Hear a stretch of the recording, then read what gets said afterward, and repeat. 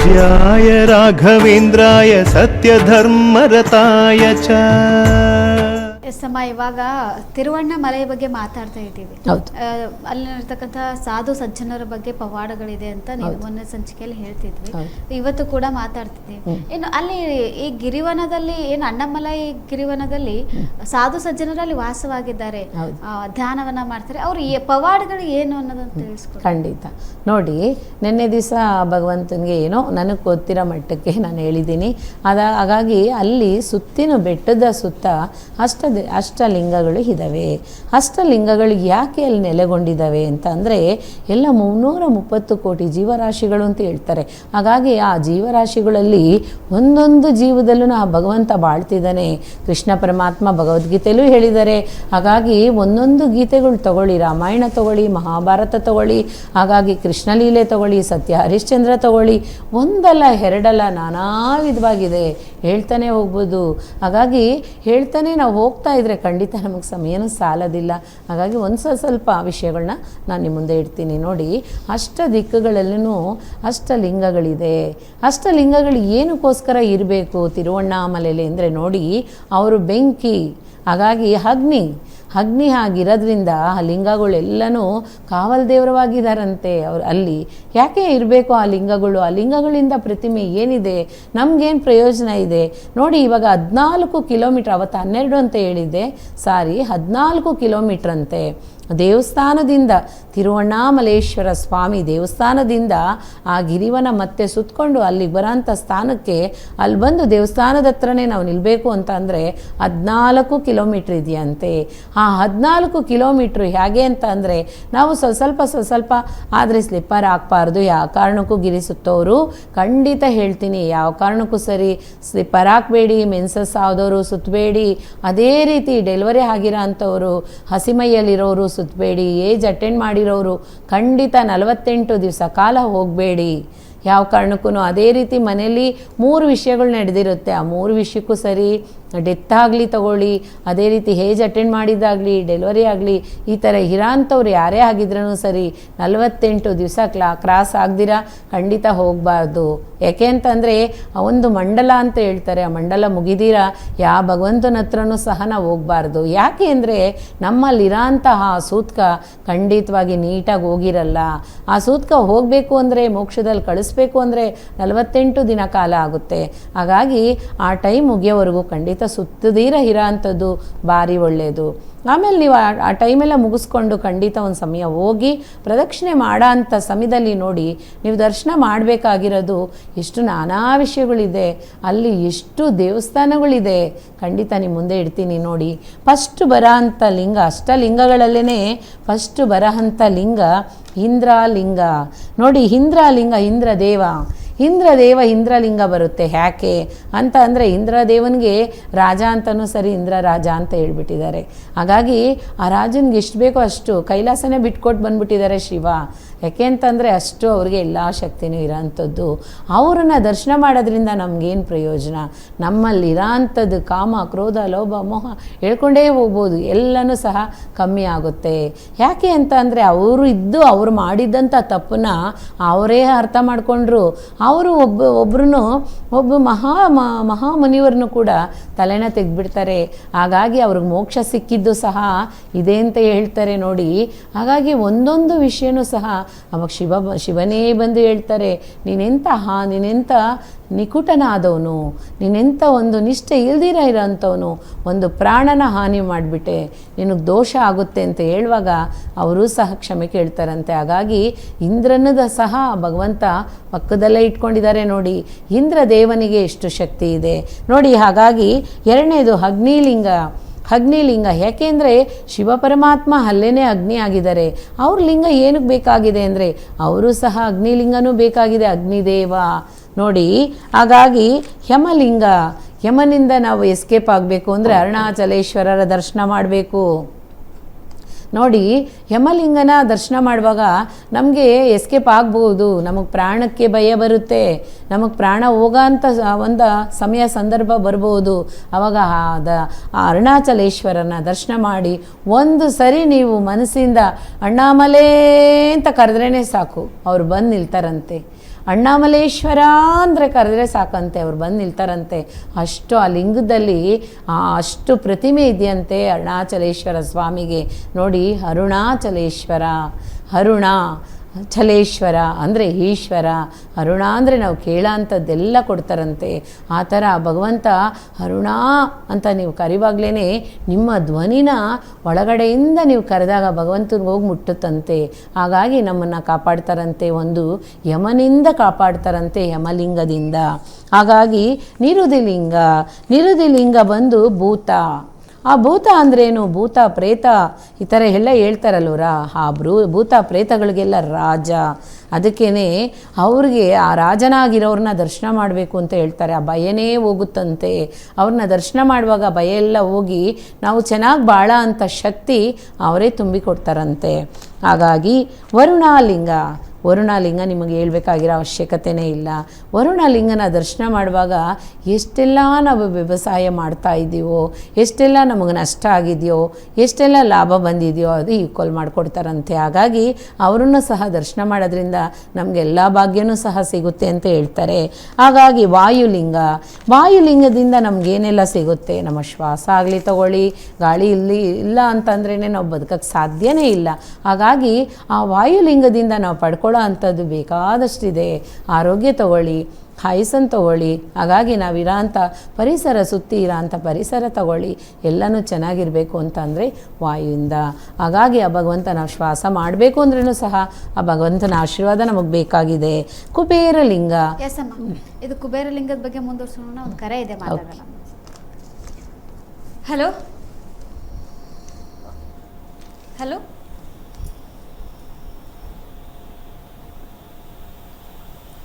Hello hello, ನಮಸ್ತೆ sir. ನಮಸ್ತೆ madam ಅವರೇ. ನಿಮ್ಮ ಹೆಸರು? ಲಕ್ಷ್ಮೀಪತಿ ಅಂತ. ಸರ್, ಎಲ್ಲಿಂದ ಕರೆ ಮಾಡ್ತಾ ಇದ್ದೀರಾ ಸರ್? ನಾವು ತುಮಕೂರು ಮಾಡಿದ್ದೀರಿ ಸರ್. ಸ್ವಲ್ಪ ನಿಮ್ಮ ವಾಯ್ಸ್ ತುಂಬ ಲೋ ಕೇಳಿಸ್ತಾ ಇದೆ. ಒಂದು ಸ್ವಲ್ಪ ಜಾಸ್ತಿ ಜೋರಾಗಿ ಮಾತಾಡಿ. ತುಮಕೂರು ಮಾಡಿದ್ದೀರಿ. ತುಮಕೂರು. ಎಸ್ ಸರ್, ಮಾತಾಡಿ. ಗುರು ಮಾತಾ ಇದ್ದಾರೆ, ಮಾತಾಡಿ. ನಮಸ್ಕಾರ ಸರ್. ಹಾಂ, ಹೇಳಿ ಸರ್. ನಮಸ್ಕಾರ ಮೇಡಮ್ ಅವರೇ. ಇದು ಹೇಳಿ ಸರ್, ಹೇಳಿ. ಅನ್ಕೊಂಡ ಕೆಲಸಗಳು ಒಳ್ಳೇದಾಗುತ್ತವ ಸರ್? ಸ್ವಲ್ಪ ಸೌಂಡಾಗಿ ಮಾತಾಡಿ ಸರ್. ಹಾಂ, ಹೇಳಿ ಸರ್. ಹಲೋ, ಹೇಳಿ ಸರ್. ನಾವು ಅನ್ಕೊಂಡ ಕೆಲಸ ಒಳ್ಳೇದಾಗುತ್ತಾ? ಏನೋ ಒಳ್ಳೇದಾಗುತ್ತಾ ಅನ್ನೋದು ಮಾತ್ರ ಕೇಳಿಸ್ತಾ ಇದೆ. ಏನು ವಿಷಯ ಅಂತ ಕೇಳಿಸ್ಲಿಲ್ಲ. ಅದು ಯಾರನ್ನ ಒಬ್ಬನ ಭಾಳ ಇಷ್ಟಪಟ್ಟಿದ್ದೀನಿ. ಸ್ವಲ್ಪ ಜೋರಾಗಿ ಮಾತಾಡಿ ಸರ್. ಒಂದು ಹೆಣ್ಮುಡುಗಿನ ತುಂಬ ಇಷ್ಟಪಟ್ಟಿದ್ದಾರಂತೆ, ಅದಾಗುತ್ತಾ ಅಂತ ಕೇಳ್ತಾ ಇದ್ದೀರಾ? ಹಾಂ, ಓಕೆ. ನೀವು ಈ ಥರ ಇತ್ತು ಅಂದರೆ ಡೈರೆಕ್ಟಾಗಿ ಬರಬೇಕು ನೀವು. ಖಂಡಿತ ನಿಮ್ಮ ತಾಯಿ ತಂದೆನ ಕರ್ಕೊಬನ್ನಿ. ಖಂಡಿತ ಅದು ಏನಾಗಿದೆ ಅಂತ ನಾವು ನೋಡೋಣ. ಹಾಗಾಗಿ ನಿಮ್ಮ ತಾಯಿ ತಂದೆ ಜೊತೆಲಿ ನೀವು ಬಂದರೆ ಆ ಏನು ದೋಷ ಇದೆ, ಏನಿದೆ, ಅವರೇ ಸಿಗ್ತಾರಾ ಅಥವಾ ಸಿಗಲ್ವಾ ಅನ್ನೋದು ಸಹ ನಾನು ಹೇಳ್ತೀನಿ. ಅಲ್ಲ, ಹಲೋ, ಹೇಳಿ ಸರ್. ಸ್ವಲ್ಪ ಜೋರಾಗಿ ಮಾತಾಡಿ, ಕೇಳಿಸ್ತಾ ಇಲ್ಲ ನಿಮ್ಮ ವಾಯ್ಸ್ ನಮಗೆ. ಅವ್ರಿಗೆ ಮದುವೆ ಆಗಿದೆ. ಹಲೋ ಹಲೋ ಸರ್, ಜೋರಾಗಿ ಮಾತಾಡಿ, ಕೇಳಿಸ್ತಾ ಇಲ್ಲ ನಮಗೆ. ಅದೇ ಅವ್ರಿಗೆ ಮದುವೆ ಆಗಿದೆ. ಸರಿ ಸರ್, ನೀವು ಸ್ವಲ್ಪ ಜೋರಾಗಿ ಮಾತಾಡಿದ್ರೆ ನಮ್ಗೆ ಕೇಳಿಸುತ್ತೆ. ಕೇಳಿಸ್ತಾ ಇಲ್ಲ ನೀವು ಮದುವೆ ಮಾತಾಡಿ. ಆಗಿದೆ ಮೇಡಮ್ ಅವ್ರಿಗೆ. ಹಲೋ, ಏನೂ ಕೇಳಿಸ್ತಾ ಇಲ್ಲ ನಿಮ್ಮ ವಾಯ್ಸ್. ಓಕೆ, ಅವ್ರು ಮಾತಾಡ್ತಿರೋ ವಾಯ್ಸ್ ನಮ್ಗೆ ಕೇಳಿಸ್ತಾ ಇಲ್ಲ. ಜೋರಾಗಿ ಮಾತಾಡಿದ್ರೆ ಏನೋ ಕೇಳಿಸ್ತಾ ಇತ್ತು. ಸಾರಿ, ಮತ್ತೊಮ್ಮೆ ಕರೆ ಮಾಡಿದ್ರೆ ಮಾತಾಡೋಣ. ನೋಡಿ, ಅವ್ರು ಕೇಳಿದಂಥದ್ದು ಒಂದು ಹೆಣ್ಣನ್ನು ಇಷ್ಟಪಡ್ತಾ ಇದ್ದಾರಂತೆ. ನನ್ನ ಮ್ಯಾರೇಜ್ ಮಾಡ್ಕೊತಾರಾ ಇಲ್ವಾ ಅಂತ ಡೌಟ್ ಇದೆ. ನೋಡಿ, ಯಾವಾಗಲೂ ಅನುಮಾನಂ ಪೆದ್ದರೋಗ ಬರಬಾರ್ದು. ನಮಗೆ ಸಂಶಯ ಬಂತು ಅಂದರೆ ಖಂಡಿತ ಅಲ್ಲಿ ಏನೇನೂ ಸಕ್ಸಸ್ ಆಗೋದಿಲ್ಲ. ಈ ಥರ ಇರಬೇಡಿ. ನಂಬಿಕೆಯಿಂದ ಇರಿ, ತನ್ನಂಬಿಕೆಯಿಂದ ಇರಿ. ದೇವ್ರ ಮೇಲೆ ನಂಬಿಕೆ ಇಟ್ಕೊಳ್ಳಿ. ಆ ಭಗವಂತನ ಮೇಲೆ ಇದ್ದಿದ್ದು ಸತ್ಯ ಅಂದರೆ ಖಂಡಿತ ನೀವು ಏನು ಹೇಳ್ತಿರೋ ಅದನ್ನು ಸತ್ಯ ಆಗುತ್ತೆ. ಯಾವತ್ತೂ ಯಾವೊಂದು ಹೆಣ್ಣಾಗಲಿ ಒಂದು ಗಂಡಾಗಲಿ ಸಂಶಯ ಇರಬಾರ್ದು. ಅವ್ರು ಕೇಳ್ತಾ ಇದ್ದಾರೆ ಅನ್ನೋದಕ್ಕೋಸ್ಕರ ನಾನು ಇದು ಹೇಳ್ತಾ ಇಲ್ಲ. ಯಾವ ವಿಷಯದಲ್ಲೂ ಸಹ ಸಂಶಯ ಬರಬಾರ್ದು. ನೀವು ಮಾಡೋಂಥ ಪೂಜೆಲಾಗಲಿ, ನೀವು ಮಾಡೋಂಥ ಒಂದು ಕೆಲಸದಲ್ಲಾಗಲಿ, ನಿಮ್ಮ ಮೇಲೆ ನಿಮಗಾಗಲಿ ಯಾವಾಗಲೂ ನೋಡಿ, ನಮ್ಮ ಮೇಲೆ ನಮಗೆ ಸಂಶಯ ಬಂತು ಅಂದರೆ ಅದು ಯಾವ ಕಾರ್ಯನೂ ಸಿದ್ಧಿ ಆಗಲ್ಲ. ಒಂದು ಸತ್ಯತೆಯಿಂದ ಇದ್ದು ನೀವು ಪ್ರಯತ್ನ ಪಡಿ. ಪಾಸಿಟಿವ್ ಆಗಿರಿ. ನೆಗೆಟಿವ್ ಖಂಡಿತ ನಿಮ್ಮ ಹತ್ರ ಇತ್ತು ಅಂದರೆ ಯಾವ ಪಾಸಿಟಿವ್ ನಿಮ್ಮ ಹತ್ರ ಬರಲ್ಲ. ಸಿಗಬೇಕು ಅನ್ನೋದು ಸಹ ಸಿಗದಿರ ಹೋಗುತ್ತೆ. ಹಾಗಾಗಿ ನಮ್ಮನ್ನು ಫಸ್ಟು ಪ್ಯೂರ್ ಮಾಡ್ಕೋಬೇಕು. ಖಂಡಿತ ನಿಮ್ಮ ತಾಯಿ ತಂದೆನ ಕರ್ಕೊಂಡು ಮನೆಗೆ ನಮ್ಮ ಹತ್ರ ಬನ್ನಿ. ಬಂದಮೇಲೆ ನಾನು ಅದನ್ನು ನೋಡಿಬಿಟ್ಟು ನಿಮ್ಗೇನಾಗಿದೆ ವಿಷಯ ಏನೇನಿದೆ ಅಂತ ಅನ್ನೋದನ್ನು ವಿವರವಾಗಿ ಹೇಳ್ತೀನಿ. ಅವ್ರು ದೊರಕ್ತಾರಾ ಇಲ್ವಾ ಅಂತ ಅನ್ನೋದು ಸಹ ನಿಮ್ಮ ಮುಂದೆ ಹೇಳ್ತೀನಿ. ಇನ್ನೊಬ್ರು ಕರೆ ಇದ್ದಾರೆ. ಓಕೆ. ಹಲೋ ಹಲೋ, ನಮಸ್ತೆ ಅಮ್ಮ. ನಮಸ್ತೆ ಮೇಡಮ್. ನಿಮ್ಮ ಹೆಸರು ಅಮ್ಮ? ರೇಣುಕಾ ಅಂತ. ಎಲ್ಲಿಂದ ಮಾಡ್ತಾ ಇದ್ದೀರಾ ಮೇಡಮ್? ತುಮಕೂರಿಂದ. ಮಾತಾಡಿ, ಗುರು ಮಾತಾಡಿದ್ದಾರೆ, ಮಾತಾಡಿ. ಅಮ್ಮ ನಮಸ್ಕಾರ. ಮದುವೆ ಬಗ್ಗೆ ಕೇಳಬೇಕಾಗಿತ್ತು ಮೇಡಮ್. ಮಾತಾಡಿ ಅಮ್ಮ ನಮಸ್ತೆ ಅಮ್ಮ. ಡೇಟ್ ಆಫ್ ಬರ್ತ್ ಹೇಳಿ. 7/4/99. ಓಕೆ. ನೈಟು ಬುಧವಾರ ನೈಟು 9:20. ಅಮ್ಮ ನನಗೆ ಯಾವ ಡೇಟ್ ಆಫ್ ಬರ್ತು ಬೇಡ, ಏನು ಬೇಡ, ಏನು ಸಮಸ್ಯೆ ಇದೆ ಅದು ಮಾತ್ರ ಹೇಳಿ ಸಾಕು. ಮದ್ವೆಗೆ ಹೋಗ್ತಾ ಇಲ್ಲ ಮೇಡಮ್. ಯಾವ ಹುಡುಗರು ಬಂದ್ರು ಏನಾದ್ರು ಒಂದೊಂದು ಹೇಳಿ ಡಿಲೇ ಮಾಡ್ತಾ ಇದ್ದಾರೆ. 27 ವರ್ಷ ವಯಸ್ಸಾಯ್ತು. ಅವ್ರ ಮನ್ಸಲ್ಲಿ ಏನಾದರೂ ಇದೆ ಅಂತ ನೀವು ತಿಳ್ಕೊಂಡ್ರ ಅಮ್ಮ? ನಾವು ಹೇಳ್ತಾ ಇದೀವಿ, ನೀನ್ ಯಾರನ್ನ ಇಷ್ಟಪಟ್ಟಿದ್ರೆ ಕರ್ತವ್ಯ ಮಾಡ್ತೀವಿ ಅಂತ ಹೇಳ್ತಾ ಇದೀವಿ. ಯಾರು ಇಲ್ಲ ಆತರ ಅಂತ ಹೇಳ್ತಾರೆ. ಸ್ವಲ್ಪ ಭಯದಿಂದ ಹೇಳ್ದಿರ ಇರ್ಬೋದಲ್ವರ? ನಿಮ್ಮೇಲೆ ಬೈಕೋಸ್ಕರ ಹೇಳ್ದಿರ ಇರ್ಬೋದಲ್ವರ? ಇಲ್ಲ ನಾವು ಅದರಲ್ಲೆಲ್ಲ ಏನಿಲ್ಲ, ಪೂರ್ತಿ ಫ್ರೀಡಮ್ ಕೊಟ್ಟಿದೀವಿ. ಆತರ ಭಯ ಎಲ್ಲ ಏನಿಲ್ಲ. ಓಕೆ. ಆತರ ನನ್ಗೆ ಇಷ್ಟ ಆಗೋ ತರ ಯಾರು ಹುಡುಗ ಸಿಗ್ತಾ ಇಲ್ಲ ನಾನ್ ಕರ್ಕೊ ಬರೋದಕ್ಕೆ. ನೀವು ನೋಡಿದನ್ನೇ ಆಗ್ತೀನಿ ಅಂತ ಹೇಳ್ತಾಳೆ. ಇಷ್ಟ ಆಗೋ ತರ ಹುಡುಗ ಬರ್ಬೇಕು ಅಂತ ಹೇಳ್ತಾರೆ. ಆದ್ರೆ ಯಾವ ಹುಡುಗ ಬಂದ್ರು ಅವಳು ಇಂಜಿನಿಯರಿಂಗ್ ಮಾಡ್ಕೊಂಡಿದ್ದಾರೆ. ಇಂಜಿನಿಯರಿಂಗ್ ಮಾಡಿರೋ ಹುಡುಗರು ಯಾರು ಬರ್ಲಿಲ್ಲ. ಅಮ್ಮ ಒಂದು ವಿಷಯ ಹೇಳ್ತೀನಿ. ನೀವು ಕಷ್ಟಪಡಬೇಕಾಗಿರೋದಿಲ್ಲ. 5 ವಾರ ಕರೆಕ್ಟಾಗಿ ಮಂಗಳವಾರ ಬರೋಂಥದ್ದು 5 ಮಂಗಳವಾರ ಹೋಗಿ ನೀವು ದುರ್ಗಾದೇವಿ ದೇವಸ್ಥಾನದಲ್ಲಿ ದೀಪ ನೀವು ಹಚ್ಚಿ ಅಮ್ಮ. ನಿಮ್ಮ ಮಗಳಿಗೋಸ್ಕರ ನೀವು ಹಚ್ಚಿ ದೀಪ ಹಚ್ತಾ ಬನ್ನಿ. 5 ದೀಪನ ಸ್ಟಾರ್ಟ್ ಮಾಡಿ. ಆಮೇಲೆ 7, 9 ಇದೇ ಥರ ಬೆಸ ಸಂಖ್ಯೆಯಲ್ಲಿ ನೀವು ಆ ತಾಯಿ ಹತ್ರ ದೀಪ ಹಚ್ಚಬೇಕು. ಅದು ನಂದಾದೀಪ ಹಚ್ಚಬೇಕು. ನಂದಾದೀಪ ಹಚ್ಚಿದ್ರೆ ಏನಾಗುತ್ತೆ ಅಂದರೆ ಆದಷ್ಟು ಬೇಗ ಶುಭ ಕಾರ್ಯ ನಡೆಯುತ್ತಮ್ಮ. ನಿಂಬೆಹಣ್ಣಲ್ಲಿ ನೀವು ಅದನ್ನು ನಿಂಬೆಹಣ್ಣನ್ನು ಉಲ್ಟಾ ಹೊಡಿಸ್ಬಿಡಿ. ಆ ರಸನೆಲ್ಲ ಹಿಂಡ್ಬಿಟ್ಟು ಒಂದೊಂದಕ್ಕೂ ಒಂದೊಂದು ಅಣತೆ ಒಂದೊಂದು ನಿಂಬೆಹಣ್ಣಿನ ರಸ ಹಿಂಡಿದಂಥ ದೀಪದಲ್ಲಿ ಬತ್ತಿನ ಒಂದೇ ಹಾಕ್ಬೇಕಮ್ಮ, 2 ಹಾಕಬಾರ್ದು. ಹಾಗಾಗಿ ಸ್ವಲ್ಪ ದೋಷ ಇದೆ. ದೇವಿ ಆಶೀರ್ವಾದ ಇಲ್ಲ ಮಗುಗೆ. ಇದನ್ನು ನೀವು ಮಾಡಿ ಕರೆಕ್ಟಾಗಿ 6ನೇ ವಾರ ಬರೋಂಥ ಟೈಮಲ್ಲಿ ಅವ್ರ ಮನಸ್ಸನ್ನು ಸ್ವಲ್ಪ ರಿಲ್ಯಾಕ್ಸ್ ಆಗುತ್ತೆ. ಒಳ್ಳೆ ಹುಡುಗನೂ ಬರೋದಕ್ಕೆ ಖಂಡಿತ ವಾಯ್ಪಿದೆ. ಅದನ್ನು ಪೂರ್ವ ದಿಕ್ಕದಿಂದನೇ ನಿಮಗೆ ಗಂಡು ಸಿಗ್ತಾರೆ. ನೀವು ಚಿಂತೆ ಮಾಡಬೇಕಾಗಿರೋ ಅವಶ್ಯಕತೆ ಇಲ್ಲ ಅಮ್ಮ. ಅಷ್ಟೇ, ದೋಷ ಏನಿಲ್ಲ ಮಗುಗೆ. ಏನಾದ್ರೂ ಮನ್ಸಲ್ಲಿ ಇಟ್ಕೊಂಡು ಯಾವಾಗ್ಲೂ ಯೋಚನೆ ಮಾಡೋ ತರಾನೇ ಇರ್ತಾಳೆ. ಏನು ಅಂತ ಇದಿರಲ್ಲ. ಯಾವಾಗ್ಲೂ ಟೆನ್ಷನ್ ಮಾಡ್ಕೊಂಡೇ ಇರ್ತಾಳೆ ಮೇಡಮ್. ಅದು ಇವಾಗಿಂದ ಅಂತಲ್ಲ, ಚಿಕ್ಕ ಹುಡುಗಿಯಿಂದನೂ ಅದೇ ತರಾನೇ ಇದ್ದಾಳೆ ಅವಳು. ಕಾರಣ ಒಂದು ಟೈಮ್ ನೀವು ಆದರೆ ಅಮ್ಮ ಒಂದು ಟೈಮ್ ನೀವು ಮಂತ್ರಾಲಯಕ್ಕೆ ಹೋಗಿ ಆ ಮಗುಗೆ ನದಿಲಿ ಸ್ನಾನ ಮಾಡಿಸ್ಬಿಟ್ಟು, ಇವಾಗ ಭಿಕ್ಷಾಲಯದಲ್ಲೆಲ್ಲ ಸ್ನಾನ ಮಾಡೋಷ್ಟು ನೀರಿದೆ, ಸ್ನಾನ ಮಾಡಿಸ್ಬಿಟ್ಟು ಒಂದು ಟೈಮು ಪ್ರದಕ್ಷಿಣೆ ಮಾಡಿಸಿಮ್ಮ. ಆದರೆ ಒದ್ದೆ ಬಟ್ಟೆ ಇರಬಾರ್ದು. ಒದ್ದೆ ಬಟ್ಟೆ ಹಾಕ್ಕೊಂಡು ನಾವು ಲೇಡೀಸು ಪ್ರದಕ್ಷಿಣೆ ಮಾಡಬಾರ್ದು. ಹಾಗಾಗಿ ನೀವು ಮಾಡಿಸಿ, ಅದು ಒಳ್ಳೆಯದಾಗುತ್ತೆ. ಅದೇ ರೀತಿ ಸರಿ ಆಗಲಿಲ್ವ ಒಂದು ಸಮಯ ನನ್ನ ಹತ್ರ ಕರ್ಕೊಬನ್ನಿಮ್ಮ. ಮುಖ ನೋಡೋಣ. ಮುಖ ನೋಡ್ತಾ ಏನಾದರೂ ಅವ್ರಿಗೆ ಆ ದೋಷಗಳು ಏನಾದ್ರೂ ರೂಪದಲ್ಲಿ ಏನಾದರೂ ಪ್ರಾಬ್ಲಮ್ ಇದೆಯಾ ಅಂತ ನೋಡೋಣ ಅಮ್ಮ. ನೋಡ್ಬಿಟ್ಟು ನಾನು ಆಮೇಲೆ ಹೇಳ್ತೀನಿ ನಿಮಗೆ. ಬರೀ ಕೆಟ್ಟದನ್ನ ಯೋಚನೆ ಮಾಡ್ತಾಳೆ. ಹಂಗಾಗ್ಬಿಟ್ರೇನು ಹಿಂಗಾಗ್ಬಿಟ್ರೇನು ಅಂತ ಬರೀ ಯಾವಾಗ್ಲೂ ಕೆಟ್ಟದನ್ನ ಯೋಚನೆ ಮಾಡ್ತಾಳೆ. ಯಾವಾಗ್ಲೂ ನೋಡಿ, ಆ ಮಗುಗಿರೋ ಅಂಥದ್ದು ನಡೆಯೋದಕ್ಕೆ ಮುಂಚೆನೇ ಎಲ್ಲನೂ ನಡೆದೋಯ್ತು ಅನ್ನೋ ಥರನೇ ಇದ್ದಾರೆ. ಹಾಗಾಗಿ ಆ ಥರ ಇರಬಾರ್ದು. ಇದು ಇವಾಗಲ್ಲಮ್ಮ, ಸುಮಾರು ವರ್ಷದಿಂದ ಅಂತ ನೀವೇ ಹೇಳ್ತಾ ಇದ್ದೀರಾ. ಒಂದೊಂದು ಹೆಣ್ಮಕ್ಳಿಗೆ ಒಂದೊಂದು ಗಂಡು ಮಕ್ಳಿಗೆ ಈ ಥರ ಇರುತ್ತೆ. ಇದೇನು ದೊಡ್ಡ ವಿಷಯ ಏನಿಲ್ಲ. ಅದು ಸರಿ ಮಾಡಿಕೊಡ್ತೀನಿ ನಾನು. ಸಂಕಲ್ಪ ಕಾಯಿ ಕೊಡ್ತೀನಮ್ಮ, ಬನ್ನಿ. ಆ ಸಂಕಲ್ಪ ಕಾಯಿನ ಸುಮಾರು 13 ದಿವಸ ಕಂಟಿನ್ಯೂಸ್ ಆಗಿ ನೀವೇ ಮಾಡಿ ಅಮ್ಮ. ಪೂಜೆ ನೀವೇ ಮಾಡಿ. ಒಂದೇ ಮನಸ್ಸಿಂದ ಪೂಜೆ ಮಾಡಬೇಕು. ಅವ್ರಿಗೆ ಸ್ವಲ್ಪ ದೈವ ಭಕ್ತಿನೂ ಕಮ್ಮಿ ಅಮ್ಮ. ದೇವ್ರ ಮೇಲೆ ನಂಬಿಕೆನೂ ಇಲ್ಲ, ಭಕ್ತಿನೂ ಇಲ್ಲ ಅಮ್ಮ. ಅದಿಲ್ಲ ಅಂದರೆ ಖಂಡಿತ ಒಳ್ಳೇದಾಗೋದಕ್ಕೆ ಚಾನ್ಸಸ್ ತುಂಬಾ ಕಮ್ಮಿ. ಆದರೆ ನೋಡಿ, ಇದು ಮಾಡಿದ್ಮೇಲೆ ಗಂಡು ಬರ್ತಾರೆ ಹೋಗ್ತಾರೆ, 4 ತಿಂಗಳವರೆಗೂ ಮದುವೆ ಆಗೋದಿಲ್ಲ. ಯಾಕೆ ಅಂತಂದರೆ ಅವರಲ್ಲಿ ಸ್ವಲ್ಪ ದೈವ ಭಕ್ತಿನೂ ಬರಬೇಕು, ದೇವ್ರ ನಂಬಿಕೆನೂ ಬರಬೇಕು. ಅದಿಲ್ದಿರ ಅವರಲ್ಲಿರೋ ಅಂಥ ಗೊಂದಲದಿಂದ ಅವ್ರು ಹೊರಗಡೆ ಬರಬೇಕಮ್ಮ. ಆವಾಗ ಮಾತ್ರನೇ ಅವ್ರಿಗೆ ಶುಭ ಕಾರ್ಯ ನಡೆಯುತ್ತೆ. ನೋಡಿ, ನಾವು ಮಾಡೋ ಅಂಥದ್ದೆಲ್ಲನೂ ಒಂದು ದೋಷ ಆಗುತ್ತಮ್ಮ. ನಾವೇನು ನೆನ್ಸ್ಕೊಂತೀವೋ ಏನು ಅನ್ಕೊಂತೀವೋ, ಇವಾಗ ಏನಾದರೂ ಒಬ್ರನ್ನ ನಾವೇನೋ ಅನ್ಕೊಂಡಿರ್ತೀವಿ ಅಂತ ಇಟ್ಕೊಳ್ಳಿ ಒಂದು ನೆಗೆಟಿವ್ ಆಗಿ, ಅದೇ ನಮಗೆ ದೋಷ ಆಗಿ ಮಾರುತ್ತೆ, ಆ ದೋಷನೇ ಪಾಪ ಆಗುತ್ತೆ. ಕರ್ಕೊಬನ್ನಿ ಅಮ್ಮ, ಮಾಡ್ಕೊಡ್ತೀನಿ, ಆದಷ್ಟು ಬೇಗ ಮದುವೆ ಆಗುತ್ತೆ, ಚಿಂತೆ ಮಾಡಬೇಡಿ, ರಾಯರನ್ನ ಪ್ರಾರ್ಥನೆ ಮಾಡಿ ಅಮ್ಮ. ನಿಮ್ಮ ಅಡ್ರೆಸ್ ಎಲ್ಲಿ ಬರುತ್ತೆ? ನಾವು ನೀವು 11:30 12 ಗಂಟೆಗೆ ಕಾಲ್ ಮಾಡಿ ಲೊಕೇಶನ್ ಶೇರ್ ಮಾಡ್ತೀನಮ್ಮ ನಿಮಗೆ. ಎಲ್ಲ ಇದು ಬೆಂಗಳೂರಾ ಬೇರೆ ಕಡೆ? ರಾಜರಾಜೇಶ್ವರಿ ನಗರ, ಬೆಂಗಳೂರಲ್ಲಮ್ಮ. ಸರಿ ಮೇಡಮ್, ಬರ್ತೀವಂತ. ಓಕೆ, ನಮಸ್ಕಾರ. ನಮಸ್ಕಾರ ಅಮ್ಮ.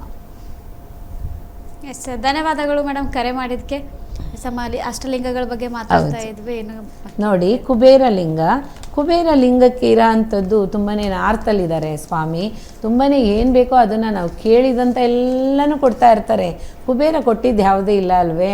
ಹಾಗಾಗಿ ಕುಬೇರನ ಪ್ರಾರ್ಥನೆ ಮಾಡ್ತಾ ಮಾಡ್ತಾ, ಆದರೆ ಅವ್ರ ಮೇಲೂ ನಮಗೆ ನಂಬಿಕೆ ಬೇಕಂತೆ. ನಮ್ಮ ಮನಸ್ಸಲ್ಲಿ ಏನಾದರೂ ನಾವು ಕೇಳಿದ್ದೆಲ್ಲ ಇವ್ರು ಕೊಟ್ಬಿಡ್ತಾರ, ಇವ್ರಿಗೆ ಸಾಲಲ್ಲ, ನಮಗೇನು ಕೊಡ್ತಾರೆ ಇವರು? ಆ ಪರಮಾತ್ಮನೇ ಬಂದು, ಯಾರು ತಿರುಪತಿ ಸ್ವಾಮಿನೇ ಇವ್ರ ಹತ್ರ ಸಾಲ ತೊಗೊಂಡವ್ರೆ ಅಂಥವ್ರು ನಮಗೆ ಕೊಟ್ಬಿಡ್ತಾರೆ ಈಸಿಯಾಗಿ ಅಂತ ನಮ್ಮ ಮನಸ್ಸು ಅನ್ನಿಸ್ತು ಅಂದರೆ ಖಂಡಿತ ಅವ್ರು ಕೊಡಲ್ಲ. ಆಗಲಿ, ಅವ್ರಿಗೆ ನೀವು ಹೆಲ್ಪ್ ಮಾಡಿದ್ದೀರಾ, ನಮಗೂ ಸಹ ಹೆಲ್ಪ್ ಮಾಡಿ ಅಂತ ಪ್ರಾರ್ಥನೆ ಮಾಡುವಾಗ ಖಂಡಿತ ಕುಬೇರನಿಂದ ನಮಗೆ ಖಂಡಿತ ಎಲ್ಲ ಲಾಭನೂ ಸಿಗುತ್ತಂತೆ. ಅದಕ್ಕೆ ಹೇಳೋದು, ಮನೆಯಲ್ಲೂ ಸಹ ನೀವು ಒಂದು ಬೀರೋ ಇಟ್ಕೊಂಡಿದ್ದೀರಾ ಅಥವಾ ಏನಾದರೂ ಒಂದು ಹಣದ ಪೆಟ್ಟಿಗೆ ಇಟ್ಕೊಂಡಿದ್ದೀರಾ, ಒಡವೆ ಇಟ್ಕೊಂಡಿದ್ದೀರಾ ಅಂದರೆ ಆ ಕುಬೇರ ಸ್ಥಾನದಲ್ಲಿದ್ದರೆ ತುಂಬಾ ವಿಶೇಷ ಅಂತ ಹೇಳ್ತಾರೆ. ಹಾಗಾಗಿ ನಾವೇನೇ ಒಂದು ಪಡ್ಕೋಬೇಕು ಅಂದ್ರೂ, ಒಂದು ಮನೆ ಆಗಲಿ ಮಠ ಆಗಲಿ, ಅದೇ ರೀತಿ ಒಂದು ಏನೇ ವಸ್ತು ಒಳ್ಳೆಯದು ತಗೋಬೇಕು ಅಂದ್ರೂ ಸಹ ಆ ಕುಬೇರನ ಪ್ರಾರ್ಥನೆ ಮಾಡಿದ್ರೆ ಖಂಡಿತ ಸಕ್ಸಸ್ ಆಗುತ್ತೆ. ಅವರ ಆಶೀರ್ವಾದನೂ ಸರಿ ನಮಗೆ ಬೇಕಾಗಿದೆ. ಅದೇ ರೀತಿ ನೋಡಿ, ಈಶಾನ್ಯ ಲಿಂಗ ಈಶಾನ್ಯ ಮೂಲೆಯಲ್ಲಿ ನಮ್ಮ ಇದು ಮಾಡ್ತೀವಿ. ಹಾಗಾಗಿ ಈಶಾನ್ಯ ಲಿಂಗ ಈಶಾನ್ಯದಲ್ಲಿದೆ.